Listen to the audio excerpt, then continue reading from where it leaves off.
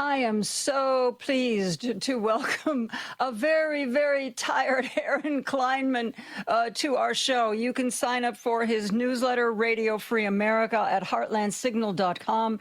He is one of our senior political reporters, and he is the guy who watches all the elections and stays up as late as he needs to so we don't have to. And we thank him for his sacrifice. Aaron. I am going to send my Starbucks bill directly to the Milwaukee County Clerk's office for damage inflicted on me. So, you're saying Wisconsin kind of kept you up late last night? Yeah, I don't know if everyone out there listening was watching MS Now, and Steve Kornacki had a bit of a breakdown when he found out that the Milwaukee County Clerk had left a few flash drives back at the polling places, and they had to go back and get them, and it was going to delay results for another hour because it was a very, very, very close statewide primary that we just went through in Wisconsin. David Crowley. Wisconsin was just so incredible. I want to talk to you about how off the polls and the prediction markets were, because everybody was like, oh, Francesca Hong, she's sailing. You know, one poll I saw, she was like 30 points ahead of her next opponent, which was David Crowley. And even though it was a bit of a barn burner, David Crowley won. I actually have some sound here where he talked about his win and the left versus center battle that's taking place in the Democratic Party. This is David Crowley on that. Listen to this. Today, I stand before the people of Wisconsin after we rose from the ashes, after we rebuilt this campaign with purpose, and after people of Wisconsin decided that the bright future that working Wisconsin families deserve is worth fighting for. Today, I stand before you filled with gratitude, with humility, and hope as I formally accept the Democratic nomination to be the next governor of the great state of Wisconsin. You've heard a lot of people try to define this election as a battle between the left and the center, between progressives and the establishment, between insiders and outsiders. That narrative misses the entire point of what we're doing. Because when I traveled across Wisconsin, I didn't meet people who introduced themselves that way. I met parents wondering how they'll afford childcare. I met workers who want wages that keep up with the cost of living. I met farmers trying to preserve family traditions. I met small business owners trying to keep their doors open, and I met seniors who deserve security and dignity after a lifetime of work. I met young people who simply want a fair chance to build a life right here in this great state we call Wisconsin. We may not agree on every policy. We may not use the same labels, but we all want safe communities, strong schools, affordable health care, good paying jobs, and a brighter future for all of our children. And every one of us has something much bigger to unite around. And that is keeping MAGA extremism from bringing the chaos we see in Washington into our neighborhoods right here in the state of Wisconsin. That is David Crowley talking about the left and center Democratic controversy, which I think is not as big a controversy as some people would like it to appear to be. Your thoughts, Aaron Kleinman? Oh, I agree. There's so much more that the center, liberal, and left kind of wings of the Democratic Party have in common than what they don't. I think by and large, it's a coalition that's really unified by a lot of values around, personal freedom, fair markets, equality under law. These are all things that, these are actual values that the coalition has in common. Whereas, again, the opponents, MAGA, are mostly it's like a personality cult, basically. And so it can be a lot more unstable, though it is kind of unified by, kind of fear of the other, fear of kind of your neighbors, fear of pretty much everything. So, Crowley's absolutely right. And, one really interesting thing coming in from the election returns was that there wasn't a lot of geographic polarization in that primary. Interesting. Explain that. So Crowley, he's the county executive of Milwaukee County, which includes Milwaukee and its closest in suburbs. He barely carried Milwaukee County, and you would think that'd be a pretty bad sign for him. Yeah. But Francesca Hong, she only carried Dane County, home of Madison and kind of the surrounding areas, by about, I think it was about 7%, give or take. And so both of them really kind of underperformed what you'd think based on geography. And you kind of saw this statewide. Crowley, by and large, did best in kind of like small town Wisconsin. And there's still a lot of Democratic votes in kind of small town Wisconsin. But Hong did particularly well in the Fox River Valley. And for those not familiar, that's kind of Green Bay, Appleton, down to Oshkosh, and kind of the northeast part of the state. That area Hong did pretty well. And she also did well in the parts of the state in the Minnesota media market. And that's kind of a theory that I have, is that anyone who is in the Minnesota media market has just been radicalized against the right very, very strongly. And I think I think Democrats will do pretty well in that part of Wisconsin, which is only about 10, 11% of the voters in the state. But, it's a state with very close elections, as we all know. So keep an eye on that. That's really interesting to me. Because I always think of Wisconsin like my home state of Ohio, where the rural areas tend to be much farther right. The smaller towns are much more likely to be pro-Trump than the larger urban areas. That geographic information is fascinating to me. Yeah, and so that is still the case in Wisconsin. For like the rural areas do tend to be more Republican, but it's not as kind of abject as it is in other states. You still have a pretty robust Democratic Party, even in rural areas. You have Democrats lose the rural areas there by like 20 points instead of like 30 or 40 points. And then similarly in Wisconsin, you kind of have historically Republicans' strongest part was the suburbs of Milwaukee, the WOW counties, Waukesha, Ozaukee, and Washington. And that's actually, they've been losing vote share there as they've been gaining vote share in rural areas. There's actually a decent chance that Ozaukee County, which is one of the bases of their vote, might actually go blue in the election this year. It's just been trending pretty far. It's been trending pretty Democratic. The city of Mequon, right above Milwaukee, has gotten pretty Democratic. So you have a lot of shifting coalitions there. And if you look at the election map, neither candidate really won a major blowout in either geography, which indicates to me, maybe there was some type of, ideological polarization, a little bit of it, but really it seems like the coalitions in Wisconsin were kind of not fitting neatly into how we think about political coalitions. Years ago, I was talking with somebody involved in Democratic politics here in Illinois, and they said one of the things that Democrats did wrong was that they sort of abandoned rural areas. There used to be like a Democratic stronghold, or at least a Democratic presence, pretty much, rural or urban.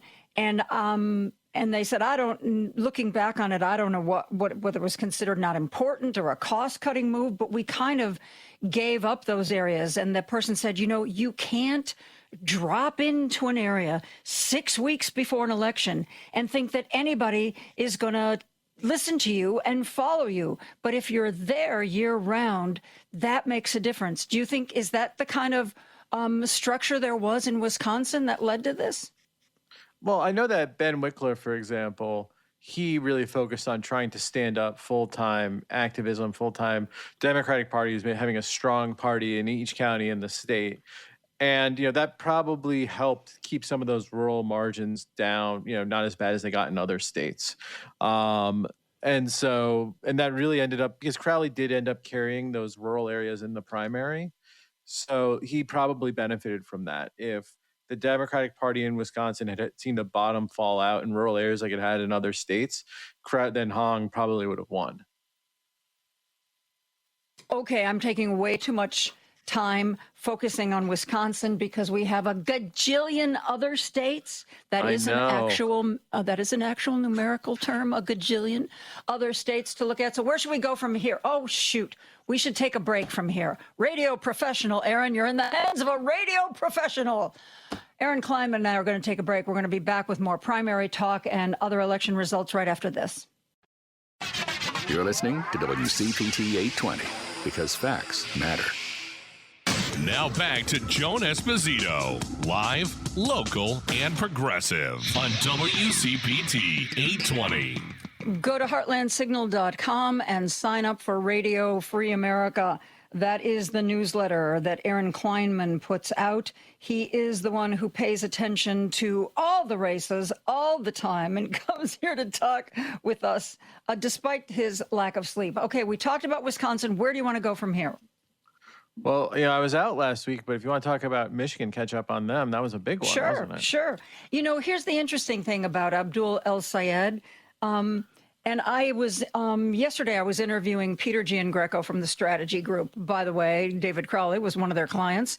And one of the things that he said, because he was talking about Sayed versus Hong, and he said that one thing Abdul El-Sayed had done was he had, sort of like early Graham Plattner, he was talking to people about the issues that mattered to them. He wasn't talking about arcane sort of socialist ideas or theory. It was groceries cost too much, gas costs too much, you're not getting the raises that you need to keep up with all this. That's what we've got to fix. And he thinks, he said that El-Sayed, because there's a lot of people who just want to take a broad brush to anybody who says they're a democratic socialist and paint them as some kind of radical. But he said that Abdul El-Sayed had a great message and was, if you're going to be a socialist, you've got to be able to have answers for people who push you and question you. And he seemed to do just that. What do you think? Well, he actually said, I'm not a socialist. I'm a capitalist that understands capitalism and wants to fix it. Well, the thing people don't really understand is being a democratic socialist doesn't mean you don't believe in capitalism. Most democratic socialists do believe in capitalism, but what that defines them, I think, is this idea that government should work for people. Government should make your life better, which is not a universal idea. Yeah, and to his credit, El-Sayed, he had a very simple campaign message that he repeated nonstop, which is a great way to kind of, just get people to remember you. It was money in your pocket, money out of politics, Medicare for all. Regardless of what you think of like the merits, for example, of like Medicare for all, he kind of has a clear message and he's a very good messenger. He's very adept on his feet. And, he had a lot of money spent against him. But another big difference between him and Hong, who, again, either of them came within 1,000 votes of things going the other way, a few thousand votes.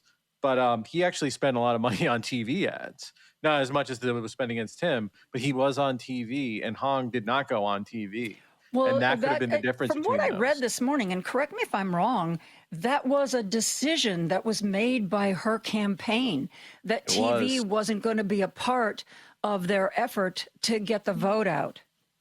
Yeah. And I mean, well, TV, it's how you persuade people. And, the people that work on campaigns tend to be young.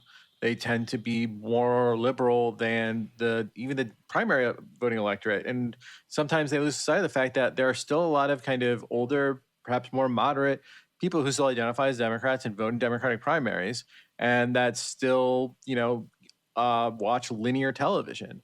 And advertising on linear television is I think, anyone who watches football in the fall in a swing state really doesn't like it, but it is a very good way to reach a lot of people. It's expensive, but it's how you reach a lot of people.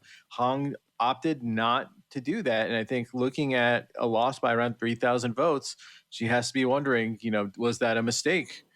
Because they really tried focusing on smart TV, and smart TV is a good way to reach younger voters. It is, definitely more cost effective in terms of, being able to target better, but you just don't reach a lot of voters when you do it that way. And so it might not be what people want to hear. I know that people don't like the idea that so much money gets spent on television ads, but it's true.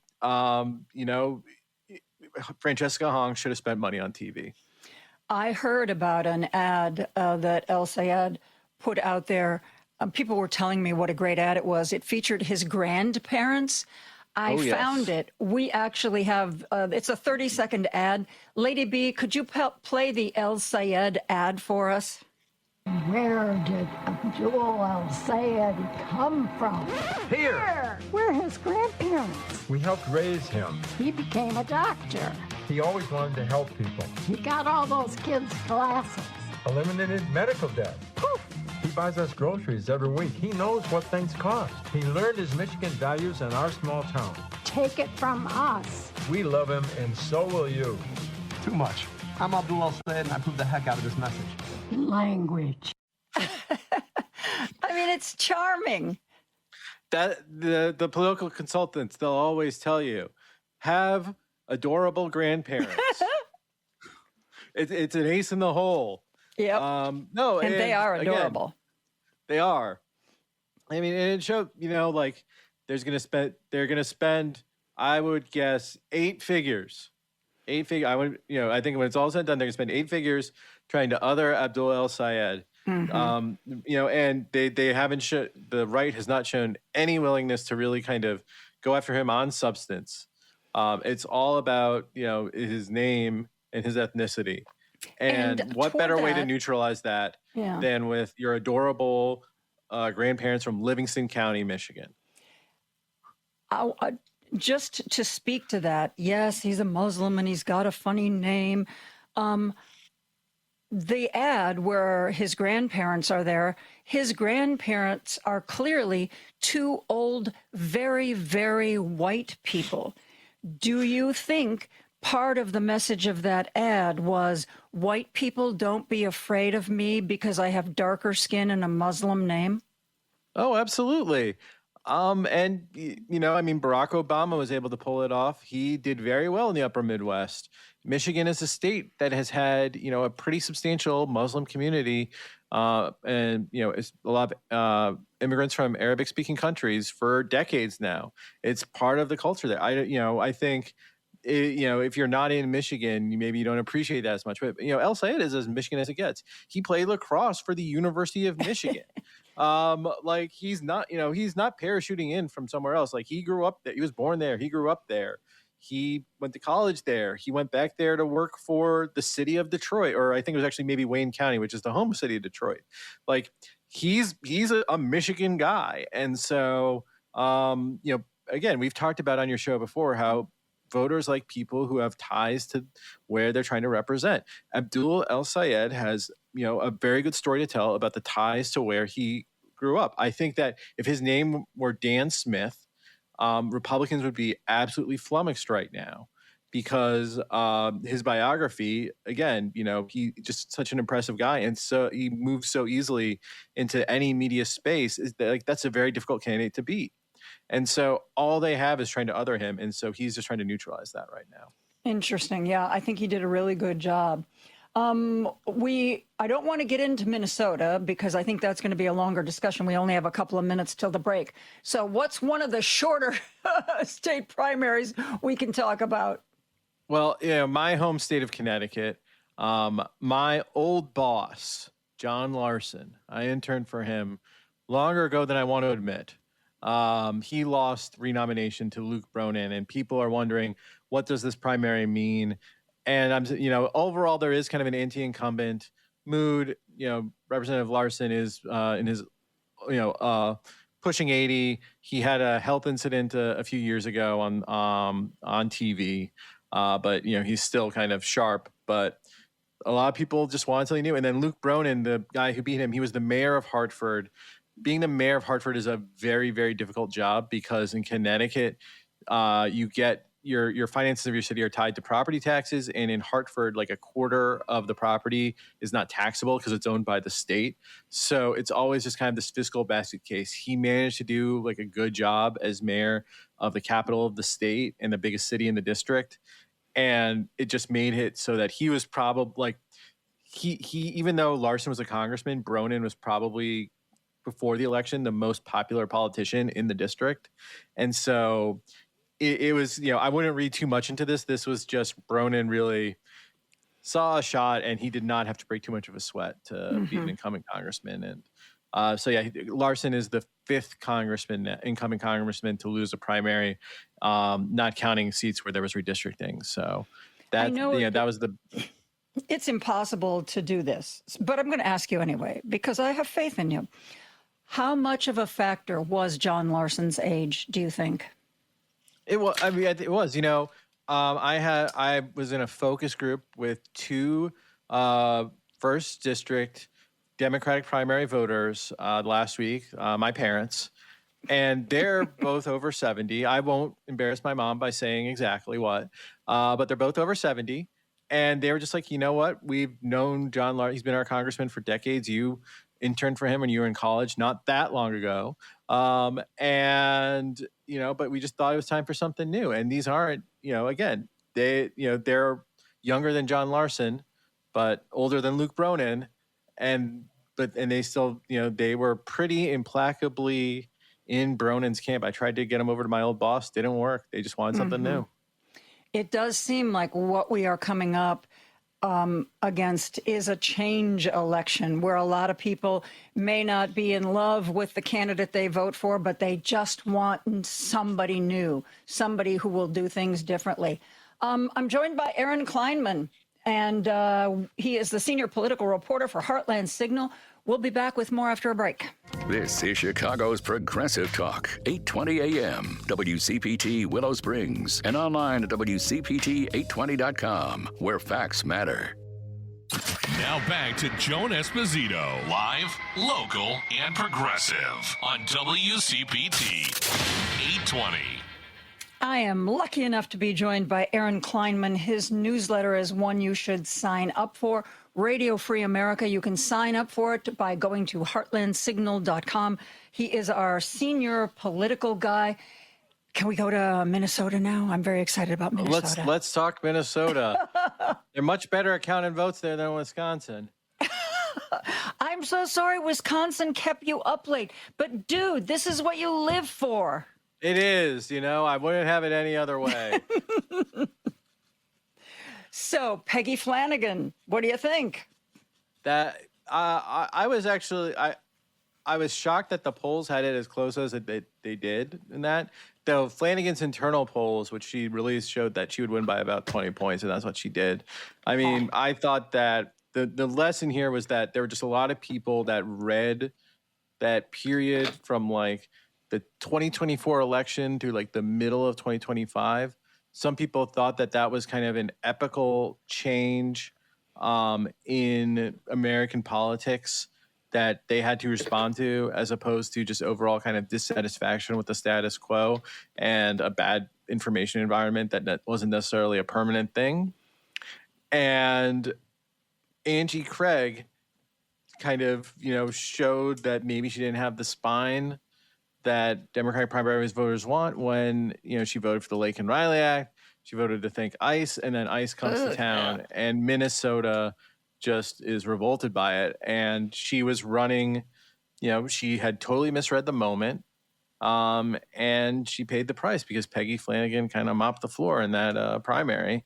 And now she's the favorite to be the next senator from Minnesota. And, as a longtime bleeding heart liberal, the first politician I ever thought, wow, that guy knows what's up. That guy is someone that I would absolutely love to support. Was Paul Wellstone. This is Paul Wellstone's seat. Oh, I remember him. He was amazing.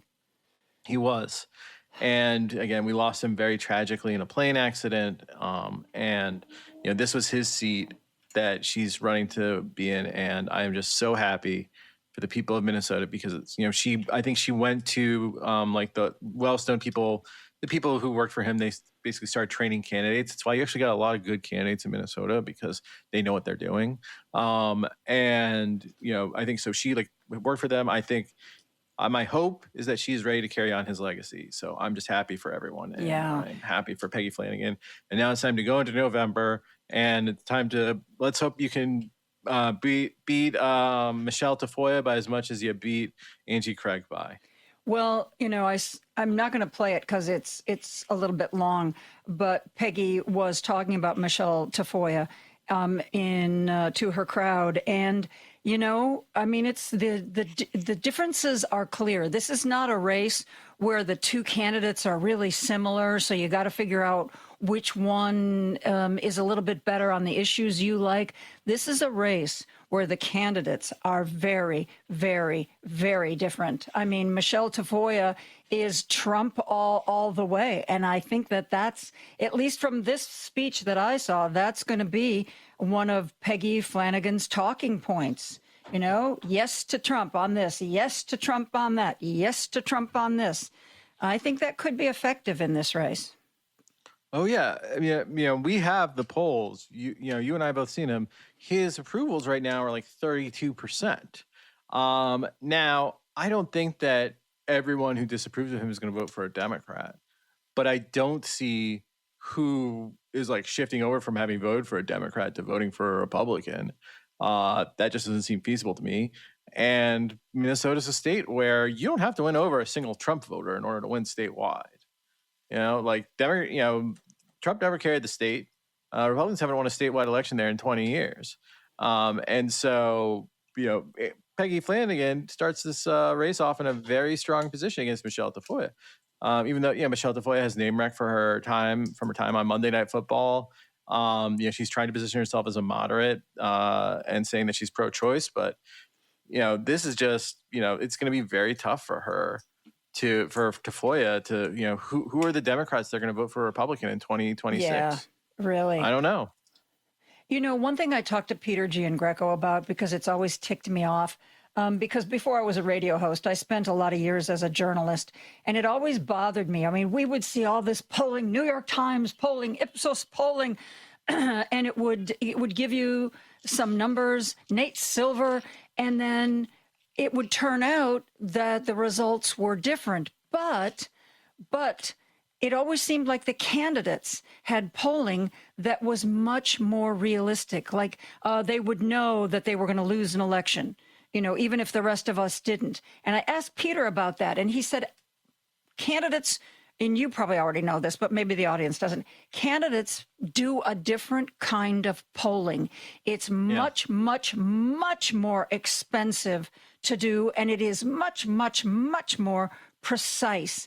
Instead of just like saying, "Oh, we're gonna do some polling in Wisconsin." No, for a candidate, they'll say, "We want to see what a white woman over 60 feels about our candidate," and they dig and dig and dig until they find the person that fits the age and the demographics and the geography of what they're looking for. So he said, yes, the polling that candidates do is a lot more accurate.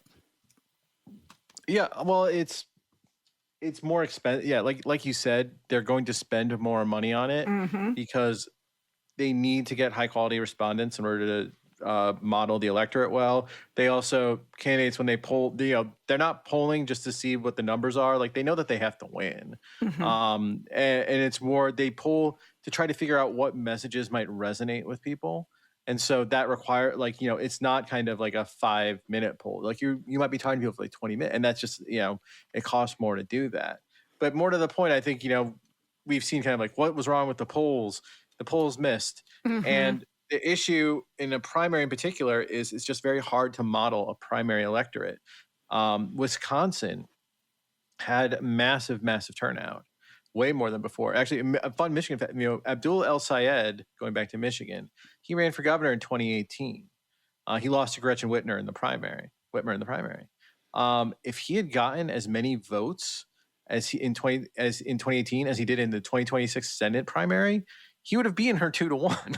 Like, there was just a huge increase in turnout. And unlike with partisan elections where you kind of have benchmarks of kind of, who's turning out where, and you can model the electorate based on those assumptions, it's a lot harder to model a primary electorate. So the likelihood of a polling miss is just a lot higher in a primary. And then on top of that, we're talking about Wisconsin. There's no party registration. You have a very homogenous state. A lot of kind of white voters, not a lot of people kind of in small towns, like I said, more than you might think. And then so it's difficult to model. And another thing in Wisconsin is the polls might have been right, because the polls were taken about 2 weeks ago, showing Hong up big. And in those 2 weeks, she just had a terrible, terrible news cycle where all of her past comments, possibly disqualifying her as a potential general election candidate, came up. She didn't really have a great response on them, at least until kind of toward the end. And then we think about our friends to the north. First of all, I apologize for my coworkers driving in Wisconsin. I know you don't like the FIDs. But since the Scott Walker election in 2010, they've been through a lot there.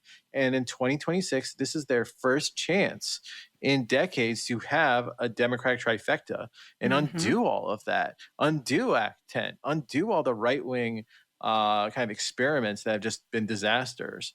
And they don't want to blow it. And so there's just a lot of risk aversion there.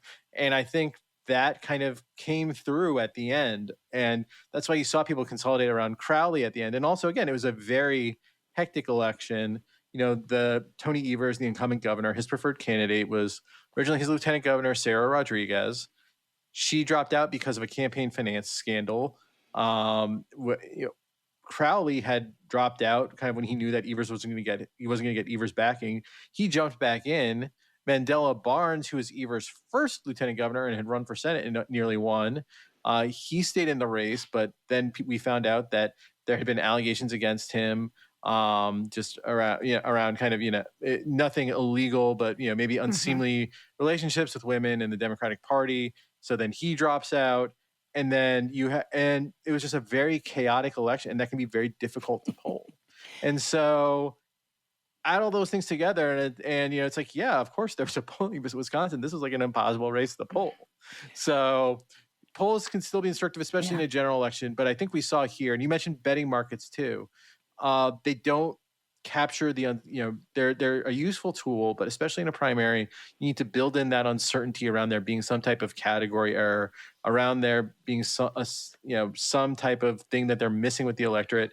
And similarly with prediction markets, there's just way too much confidence in those. They had Francesca Hong is like a 95% favorite heading into this. When anyone in politics knows that there's a pretty high likelihood of a category error in polling. It had been a very hectic race, and it just kind of there's this false. And then you watch prediction markets go up and down all night as the election returns go in. If it were like the mean prediction market, I would have had them bouncing between like 40 and 60% for most of the night until Crowley finally started getting like a lot of good rural returns in at like 12:30 a.m. So there's just a lot of false confidence in polls and prediction markets. It's not that they're totally useless, though prediction markets kind of are. But you kind of need to remember that they are imperfect measures, and that, don't, if they're not matching up to what you think is going on, it's like, they shouldn't be asking you to not believe your lying eyes, I need to drag you back to Minnesota for a few minutes, because Mike Lindell refuses to concede the fact that he did not get the Republican nomination that clearly has gone to Lisa DeMuth. My favorite thing was the reporter asking him when he was going to concede, and if the AP calls the race, and he's like, AP, like who's AP? Like all I care about is the voters. And he still, as of this moment, has not conceded that he lost. Oh, my goodness. That doesn't sound like him. Mike, I told somebody yesterday he should have given out more pillows. You get a pillow, and you get a pillow, and you get a pillow, as long as you vote for me. Yeah. The Republican nominee probably wasn't going to matter very much. Amy Klobuchar is the Democratic nominee, and she's just, an electoral behemoth in Minnesota. And so, Lisa DeMuth has a pretty small chance. But, I think Republicans in the state are thinking, well, at least you won't humiliate us like Lindell would. So there are plenty of Minnesota Republicans just as humiliating as Mike Lindell. There's this one guy. He holds on to, it's a purple seat outside Duluth. His name is Jeff Dotseth. Look at, like, there have been all of these crazy allegations against him. He is, things like abuse. He's a crazy anti-vaxxer. Just like Jeff, Dotseth. I don't want to say anything more than that because I forget the exact things, and I don't want to get like some of the total insanity emanating from him wrong.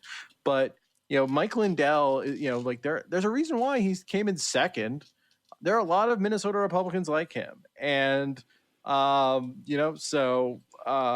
it'll probably be a bad year for Republicans in Minnesota in 2026. But hopefully that sweeps out all the Mike Lindells that they have in their party, because there are a lot.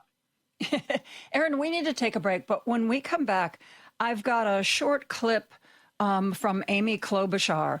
And the more I think about what she said in her acceptance, I have some questions, and I need you to tell me whether or not you think I'm off base. Aaron Kleinman and I are going to discuss more primary results right after this. Alexa, play WCPT. WCPT from TuneIn. Hey, the last commercial break, you heard Patty Vasquez talking about this new show at the Paramount Theater. Well, if you're the second caller to Lady B, I'm going to give you a couple of tickets to see Mean Girls at the Paramount Theater in downtown Aurora. It is a funny musical, and I've been told there's a lot of pink in it. From August 26th to October 11th, the hit Broadway play based on Tina Fey's film Mean Girls is at Paramount Theater.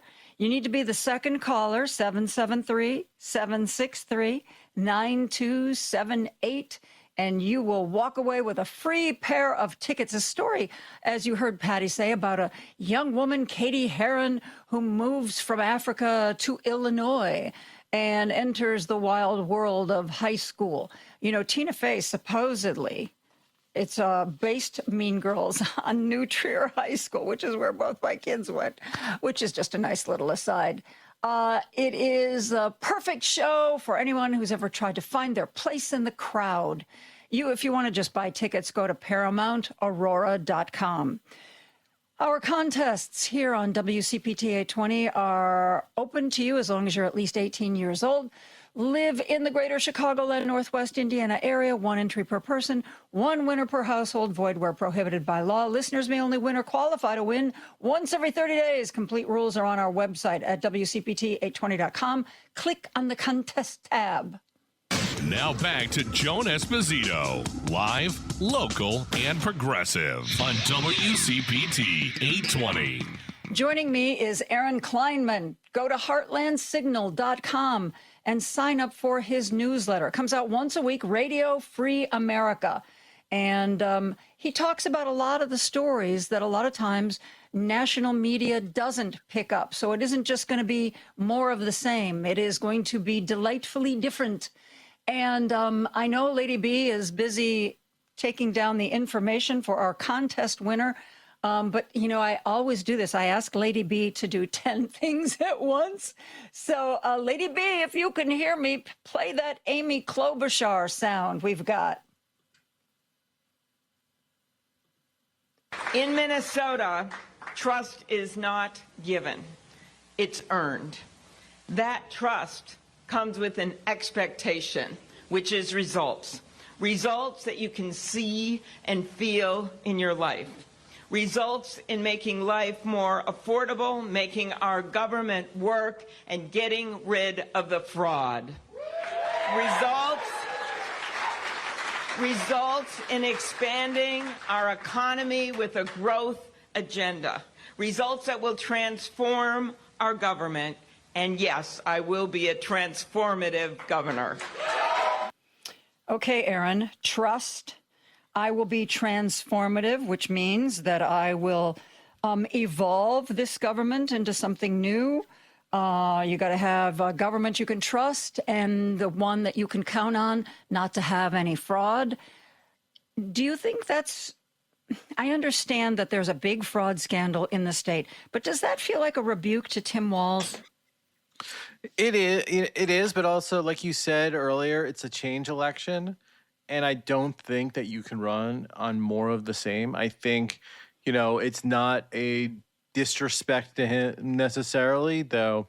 Anyone who's kind of a statewide elected in any state, you're going to have a big ego and just like not everyone's going to get along. I think there aren't many states where everyone really gets along. So there's probably some rivalry between him and Klobuchar, but she needs to run as a bit of a change agent. And, we have polling that actually shows that in spite of Trump's like wild corruption, Republicans actually, or Democrats don't really have that much of an advantage on things like tackling waste, fraud, and abuse. And I think it's actually smart of Democrats to say, yeah, we want a government that works well. We want a government that is free of waste, fraud, and abuse. The things that went on in Minnesota, that is embarrassing that happened, and they should have had better oversight. The answer isn't, kind of the Republican burn it all down Doge approach that ends up making things worse because you end up having to outsource even more critical government functions. It's, a Democratic program of, all right, let's see, how do we build the state capacity here? How do we build a government so that it's effective and it delivers for people? And it's an important thing for Democrats to consider as they try to get out of the wilderness. And if you want to win the White House back in 2028, Trump took a sledgehammer to so much stuff. How do you build back a competent government again? And so I think it's good that Klobuchar is willing to talk about that and, going to try to govern accordingly. Another race, another state that I want to drag you to is South Carolina, where, Darlene Graham, actually, she used to have a third last name, but now she seems to be dropping that. I think, she doesn't want anything to get in the way of her association with her brother, Lindsey Graham. So now she's just apparently Darlene Graham. She decided that she not only was going to fill out the rest of Lindsey's term, she was going to run for the seat. And she did very well in the primary. She and Ralph Norman are going to be in a runoff election. Now, there were a couple of other people in the race, and who knows where their votes are going to go. So the fact that Darlene Graham beat Mr. Norman in this early primary, I don't think, or in this early race, I don't think carries quite as much weight as it otherwise would. What do you think is going to happen here? It's a very bizarre election because it's on such a kind of breakneck timetable where, we're going to, Lindsey Graham dies, I think it was like a month ago. And then, they're having a primary to replace him now. And then a few weeks later, there's a runoff. And then in November, that's the election. So it's a very truncated thing. And it's almost unprecedented. So it's hard to say whether Graham or Norman will come out on top. But I think either is good news for Annie Andrews, who I think we've had on the channel on WCPT before, who's going to be the Democratic nominee. And, Graham, and she's an unknown. We don't know how good of a politician she is. We don't, and, maybe people don't really like the whole kind of nepotism aspect to it, though in politics, we do kind of like Nepo babies sometimes, just as the Kennedys. It worked for them for a long time. But, again, she's pretty untested as a candidate. And then Norman is, the farthest of the far right, Freedom Caucus guy, once pulled a gun on a constituent. Yeah, he is. And so, again, a Democrat hasn't won a South Carolina U.S. Senate seat since 1998 when Fritz Hollings won his final term. But, we're looking at the most unpopular Republican presidents, since 1998, basically. I mean, unless you want to count George W. Bush at the very end after the economy collapsed. So, who do you think would be easier for Annie Andrews to beat? Probably, I know how bad Norman is. I don't know how bad Graham could get. I saw an interview with a reporter did with a woman from South Carolina who said she was going to vote for Darlene Graham and actually talked about the fact that she didn't have any political experience as a plus. I like that she's just, she's brand new. She doesn't, she's not involved in it, doesn't know anything about it. It's sort of like implying that would bring a fresh perspective. The mind of the voter never ceases to amaze me.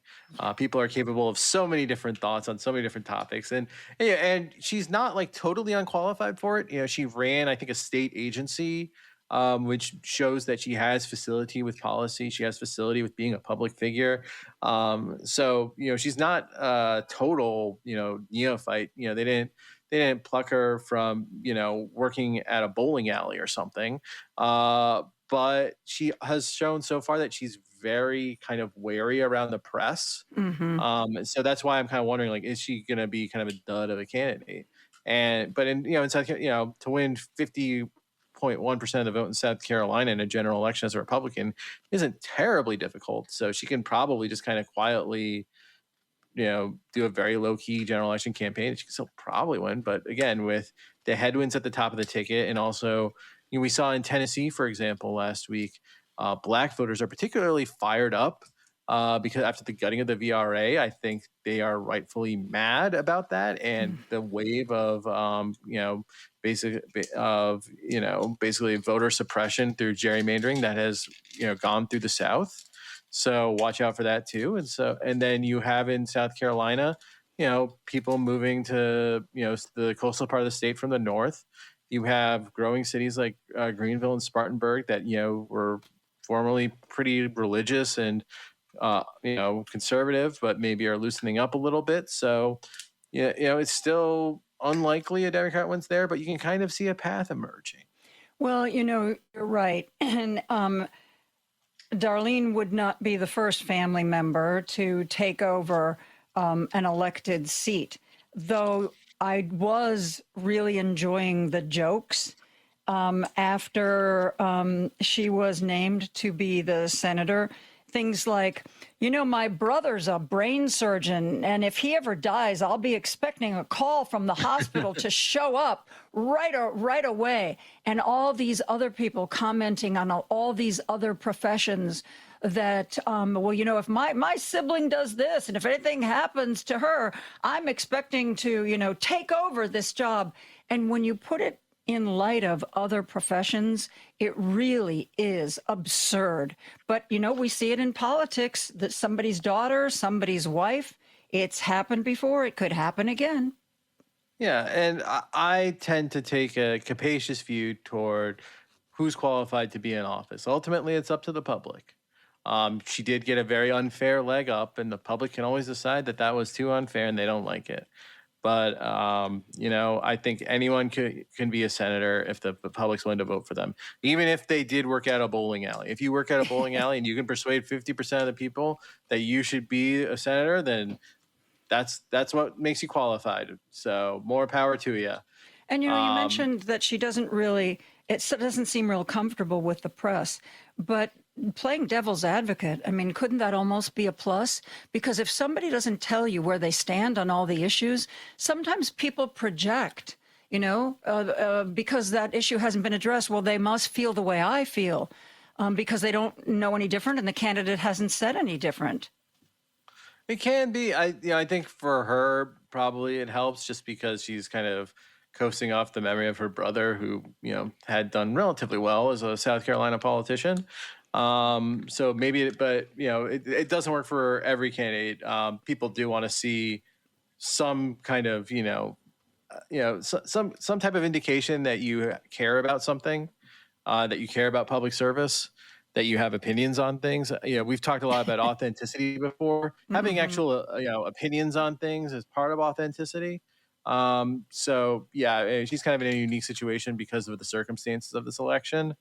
But I it might work for her, but it probably would make sense for her to, talk about what her actual agenda is. Yeah. And again, it's South Carolina, so just being like, I support, the Republican agenda. That's usually enough to win there. It's been enough to win there for decades. Yeah. Aaron Kleinman writes a newsletter. You can sign up for it to get it in your email box once a week, Radio Free America. Go to heartlandsignal.com. He is our senior political reporter. Thank you, Aaron. Always a pleasure to chat. Oh, thanks for having me. Now I'm going to go take a nap. Yes, you've earned it.